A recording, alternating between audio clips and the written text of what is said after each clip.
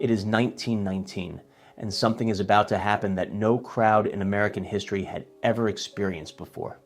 The President of the United States is standing in front of a massive crowd in San Diego.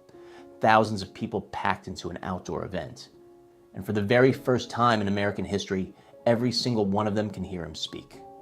Not because they pushed to the front, not because he was shouting, but because of a machine built by two men most people today have never heard of.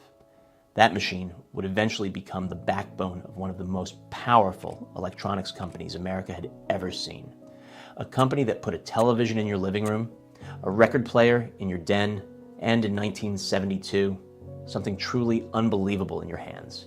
And yet today, almost nobody talks about them. This is the story of Magnavox. The name Magnavox comes from the Latin words for great voice, and that name was chosen for a reason. It all began with two inventors, Edwin Pridham and Peter Jensen, who had been working quietly in a laboratory in Napa, California in the early 1910s. Their goal was simple: make the human voice travel farther than it ever had before. What they were building was a loudspeaker, and not just any loudspeaker, a practical, powerful device that could project sound to massive crowds. By 1915, they had cracked it. They had developed what is widely recognized as the first truly practical moving coil loudspeaker. It was a genuine breakthrough. And that demonstration in San Diego in 1919, where President Woodrow Wilson addressed a crowd using their system, was the moment the world stood up and took notice. The company that came out of their work, the Magnavox company, was incorporated in 1917. And from those early days, it carried with it something rare: a genuine belief that technology could connect people, that it could bring the world closer together. That belief would guide everything they built for the next 5 decades. Through the 1920s, Magnavox became one of the leading names in radio. At a time when Americans were just discovering what it meant to have a voice broadcast into their homes, Magnavox was there. Their radios were not cheap. They were not mass market throwaway products. They were built to last. They were built with pride. And people who bought one knew they were buying something special. But it was in the post-war era, the late 1940s and into the 1950s, where Magnavox truly found its stride. America was booming. Soldiers were coming home. Families were moving into new houses. And every one of those houses needed a television. Magnavox was ready. Their televisions became known for quality above almost everything else. While other manufacturers were racing to cut costs, Magnavox was racing to make the picture sharper, the cabinet finer, the sound richer. Their sets were often sold through their own network of dealers, not through discount stores.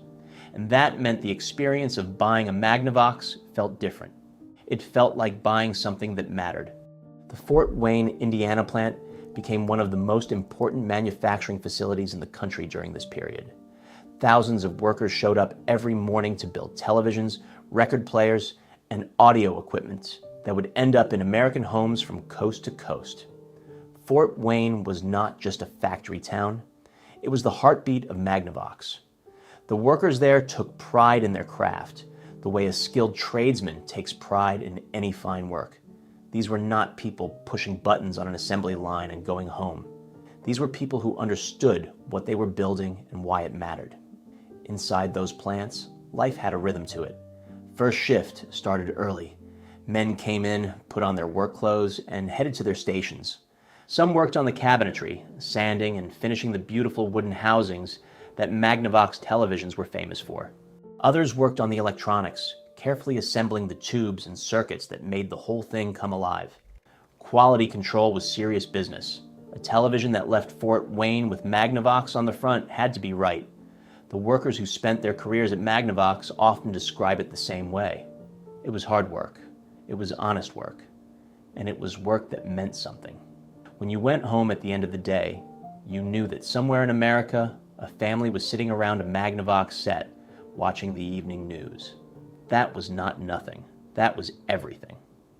By the mid-1960s, Magnavox employed tens of thousands of people across their operations. Fort Wayne alone had a workforce that was deeply tied to the identity of the city. When Magnavox was doing well, Fort Wayne was doing well. That is how tight the connection was between this company and the people who built its products. Now here is where the story takes a turn that almost nobody saw coming. In 1972, Magnavox released a product that should have changed the world, and in a way, it did. Just not for Magnavox. The Magnavox Odyssey was the first home video game console ever sold to the public. It was designed by a brilliant engineer named Ralph Baer, who had been working on the concept since the late 1960s. Baer called his invention the brown box during development because of its simple rectangular casing.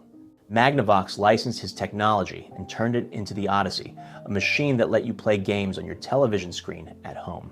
Think about what that meant in 1972.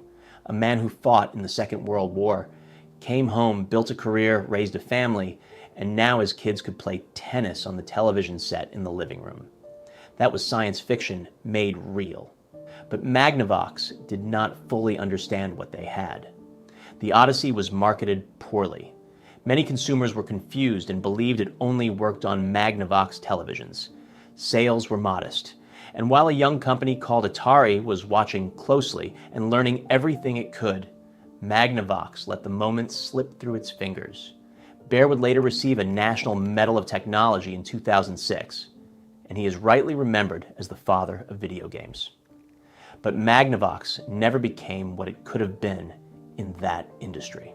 By 1974, Magnavox was sold to North American Philips, the American arm of the Dutch electronics giant Philips, for approximately $148 million.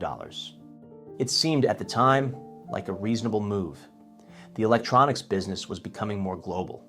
Competition from Japanese manufacturers like Sony and Panasonic was intensifying, and Philips had deep pockets and a long history of its own. But the sale marked the beginning of the end for Magnavox as an American institution. Slowly, steadily, production shifted. The Fort Wayne workforce shrank. The pride of place that workers had felt began to erode as decisions were made not in Indiana but overseas. Through the 1980s and into the 1990s, the Magnavox name persisted on televisions and electronics sold in American stores, but the soul had gone out of it. The brand eventually passed through various owners, and by the 2000s, Magnavox was little more than a label on budget televisions assembled far from Fort Wayne. The workers who had given their careers to the company, who had shown up every morning to build something they believed in, watched all of that disappear. It did not happen overnight. It rarely does, but it happened. Here is what is easy to forget when you look back at a company like Magnavox. At its peak, this was American manufacturing doing exactly what it was supposed to do. An inventor had an idea in a California laboratory. That idea became a product. That product became an industry. And that industry gave thousands of working men and women in Fort Wayne, Indiana, a paycheck, a purpose, and something to point to at the end of the day and say, I built that. The television you watched the moon landing on in 1969 might have been a Magnavox. The console stereo in your parents' living room might have carried that name. The record player you grew up with, spinning your father's big band records or your own early rock and roll might have come from Fort Wayne, Indiana, built by hands that cared about what they were making. And the next time you see an old Magnavox set at an estate sale or a flea market, take a moment. Because what you are looking at is not just an old piece of electronics. It is a piece of America. That is the story of Magnavox, a company born from a dream about making the human voice travel farther, that ended up shaping the way America watched television, listened to music, and yes, played video games. A giant that rose, thrived, and was eventually forgotten by most people who now walk past their old products without a second glance. If you want more stories like this about the factories, the companies, the workers, and the brands that built America, make sure you subscribe to this channel. Hit that subscribe button and the bell so you never miss a new video. There are more stories waiting, and some of them are just as surprising as this one. Thank you for watching.